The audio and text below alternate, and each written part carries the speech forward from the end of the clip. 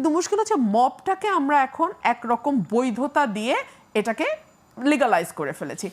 লালমনিরহাটে একজন সংখ্যালঘু সম্প্রদায়ের বাবা এবং ছেলে, তাদের দুজনকে ধর্ম অবমাননার একটা জিকির তুলে তাদেরকে শারীরিকভাবে লাঞ্ছিত করা হয়েছে।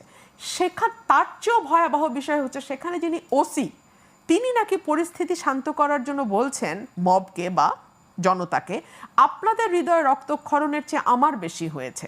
বাংলাদেশে বসে এই সাহস তারা কোথা থেকে পায়? তাদের তো ফাঁসির উপরেও যদি কোনো শাস্তি হয় সেটা হওয়া উচিত। Can you believe that? একটা প্রশাসনের কর্মকর্তা তিনি এই ভাষায় কথা বলছেন, যেটা মবকে অটোমেটিক্যালি শুধু প্রশ্রয় দেয় না, বরং উৎসাহিত করে।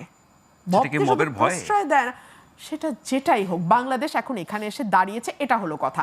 গত 1 বছরে, মানে এখন তো 9 মাস বা 10 মাস হয়েছে, 11 মাস